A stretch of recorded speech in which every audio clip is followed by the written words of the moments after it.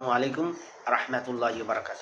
কোরআনুল মাজিদ পারা 30, সূরার নাম সূরা আল হাক্কা, সূরা নম্বর 6, 10, 9, 69, মাক্কি সূরা তার নম্বর 78, মোট 52, মোট বুধুই আছে 44 ও 46 নম্বর আয়াতে আল্লাহ বলছেন, সে যদি ব্র্যাকেটে সে বলতে এখানে হযরত মুহাম্মদ সাল্লাল্লাহু আলাইহি ওয়াসাল্লামকে বোঝানো হয়েছে, সে যদি বানোয়াট কথা বলতো, নিজে বানিয়ে, আমি তাহাকে দমন করিতাম কঠোর হস্তে এবং কাটিয়া দিতাম তার কণ্ঠনালী, আর এ হইতে তাহাকে কেউই রক্ষা করিতে পারিত না। আল কোরআন। ভাই, এখানে নবী করিম সাল্লাল্লাহু আলাইহি ওয়াসাল্লাম যে হাদিসগুলো বলেছেন, হাদিসগুলো অবশ্যই অবশ্যই আল্লাহর পক্ষ থেকে বলেছেন।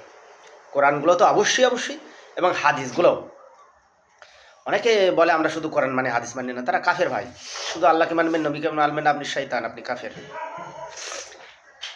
আল্লাহ রসুল, কোরআন হাদিস উভয়কে মানা লাগবে। আবার অনেকে হাদিস মানে কোরআন মানে না, তারাও কাফের।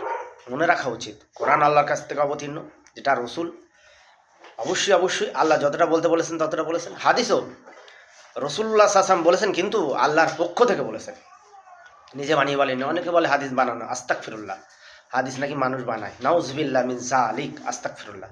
অবশ্যই আল্লাহ এখানে হুঁশিয়ারি দিয়ে কি বলেছেন, রসুলুল্লাহকে হুঁশিয়ারি দিয়ে বলেছেন, সে যদি বানিয়ে কথা বলতো, আমি দমন করতাম কঠোর হস্তে এবং তার কণ্ঠনালী কাটিয়ে দিতাম, আর এই হইতে তাকে কেউ বাঁচাতে পারতো না।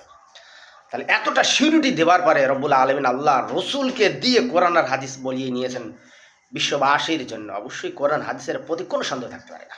আর যারা সন্দেহ করবে, যারা অস্বীকার করবে, অবশ্যই তারা মুসলিম নয়, মুসলিম দামদারি হতে পারে, মুসলিম নয়।